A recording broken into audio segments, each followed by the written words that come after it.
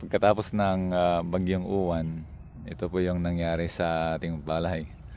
Dumapa po siya. 1 week na pong nakakalipas mula nung bumagyo.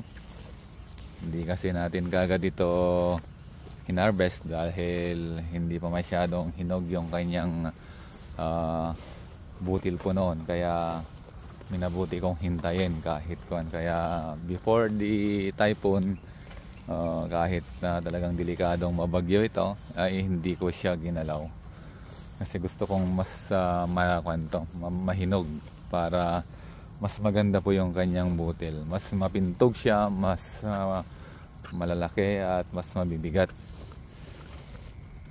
So pero ito mahirapan konti dito yung mag-harvest dahil sa kanyang itsura na talagang dumapa po siya.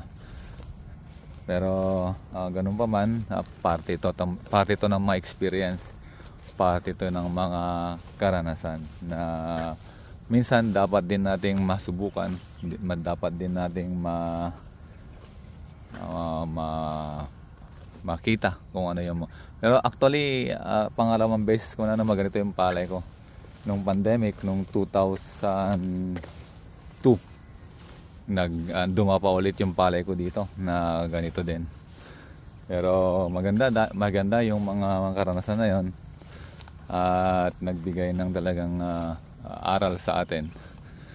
Pero kaya hindi ako natatakot na kahit dumapa yung kanta dahil sa technology ngayon, yung ating mga combine harvester ay magaganda yung kanilang pag-harvest kahit na maraming nalalaglag. Party na yun ng kasi nag-ship na tayo from thresher, from yung ginagabas, naging combine harvester. Hindi ko alam kung ano yung mga susunod na technology na lalabas para pagandahin yung mga serbisyo, pagandahin yung mga gamit sa ating palayan. Papakita ko rin sa inyo yung mga nangyari sa ating mangga para matanto ninyo kung gaano kalakas yung bagyo na dumaan dito. Na alam ko na marami sa atin ang dinaanan ng bagyo, talagang mga grabe, pero pasalamat pa rin ako at ganitong nangyari sa ating palayan. Ito din yung nangyari sa ating mangga, talagang tumumba po siya. Kung mamamatay po ito, gagawin nating panggatong, pero kapag makakaligtas po siya, ganyan na yan. 4 na mangga natin yung nabuwal yung isa talagang naputol, talagang yun, naputol po yun doon sa bandaron, pero ito nabuwal talaga. Obserban natin kung mamamatay siya o mabubuhay. Kung mabubuhay, pagtutuloyin natin yan ng ganyan, pero kapag hindi, gagawin na nating panggatong. Ayan. So iba't ibang karanasan ng mga nagtatanim, pero dapat handa po tayo at huwag tayong panghinaan ng loob sa mga pangyayaring ganyan. Bahagi yan ng mga pagdadaanan ng mga farmer. Ayan, ang dami kong bumugay yung mga banggang yan dahil medyo malalayo. Ayun, 4 yung bumuwal dito. Medyo kasi yung kanyang mga ugat mababaw. Ayan, isa pa yun na bumuwal. Ayan, saka ito nabuwal. Ang mangga ngayon medyo magandang presyo ngayon. Ito na-sprayan na to pero walang natira, na ubos yung kanyang bunga.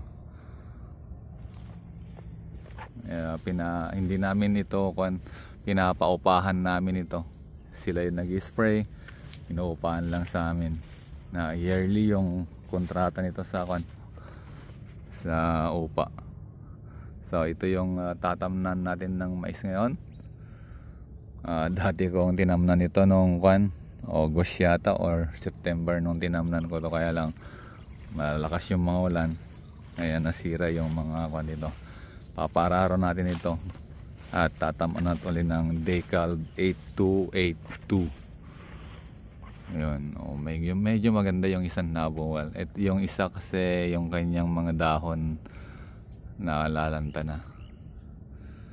So, kung meron kayong mga katanungan tungkol sa mga nararanasan niyo sa pagbubukid, mga karanasan ninyo, mga problema ninyo, libre po kayong magtanong.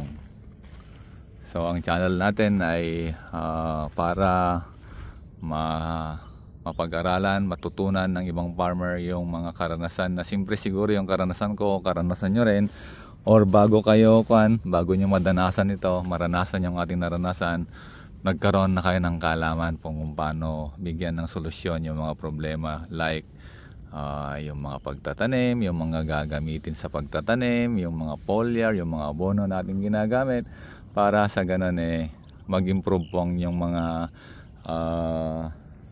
harvest, mag-improve din po ang inyong mga tanim, mag-improve ang inyong kaalaman, dahil alam nyo walang steadying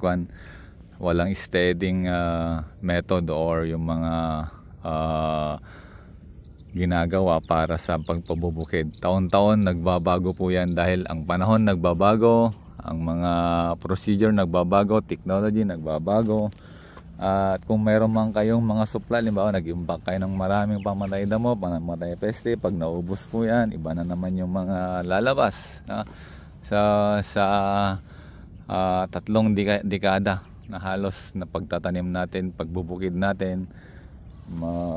Mula pa bata, alam ko na yung mga pagbabago ng mga una. Mayroong mga Thiodan, mayroong mga Desis, mayroong mga Tamaron, pero yung mga malalakas na gamot na yun, wala na siya natin. Kung ikukumpara natin ngayon, yun sana yung mga magaganda, pero dahil hindi mabuti sa ating kalusugan, inalis na po yung mga na yan, at bago na po yung mga gamot, fungicide, pati yung mga natin, abono, dapat na rin baguhin yung mga iba dyan. Yung dating puro urea, lalo na sa mga gulay, subukan din mo natin gumamit ng mga calcium nitrate, pag-aralan natin, dahil mas mabisa, mas magaganda po yung mga bago kaysa mga luma. Imagine nung una talagang konti lang yung mga naani, ngayon tumataas yung ani, maski gaano man kahirap, gaano man kamahal yung mga ginagamit ngayon, patuloy nag-improve yung ating ani, patuloy na nag-improve yung ating mga gamit. Kaya sumabay po tayo, huwag po tayong makontento sa kung ano na gagawin namin, no? Akala namin nung kami lumipat sa Kuliglig, dahil wala yung kalabaw, magiging parang komportable, maganda yung aming mga gamit, pero dumating yung panahon na talagang kailangang mag-upgrade, kailangang baguhin yung mga gamit. Kaya ganon din sa pagsasaka at pagbubukid, pag-aralan natin yung bago. Huwag tayong magdepende sa kung ano yung nandyan na, parang komportable na tayo. Hindi po, dahil dapat darating yung panahon kasi masisira, mawawala. So kailangan nating mag-adapt, mag-aral ng bago para tuloy-tuloy yung improvement ng ating mga pananim, tuloy-tuloy yung pagdami ng ating mga yung pagdami ng ani, pagdami ng kita. So yan po yung update sa ating bukid ngayon. Ito, ngayon makita nyo damo. Sa mga susunod na video natin, makikita nyo may mga tanim na to. So before na ating tamnan, para magkaroon kayo ng idea, magkaroon din kayo ng malaman nyo kung ano yung mga nangyari ito. So ito yan yung ating palayan. Sa susunod na mga linggo, may mga mais na naman po yan, no? Yan, nagkaroon ulit tayo ng idea, kaalaman tungkol sa mga karanasan natin na hindi man maganda, pero nagbigay sa atin ng aral para sa susunod ma-improve natin, ma-adjust natin yung mga calendar of activities natin, at makapag-desisyon tayo kung pwede na or talagang harvestin na. Nung kasing nakaraang mais natin, hinintay natin na mahinog, pero ngayon alam ko na yung gagawin, basta pwede na, harvestin na natin. Ito yung palay natin, Ayan. May mga may mga nalaglag din sa kasi malakas yung bagyo, hinampas-hampas po ito, pero okay pa rin dahil alam ko mayroon pa din tayong konting makukuha dito. Ayan. Tuloy lang kayo sa pagsubaybay sa ating mga video para matuto po kayo. Alam ko marami kayong matututunan sa ating mga video, at pag hindi pa sapat itong mga kaalaman na alam ko hindi sapat yung kaalaman na naibahagi natin ngayon, ang dami po nating mga video na tuturuan kayo, magkakaroon kayo ng kaalaman at gagaling po kayo. God bless po.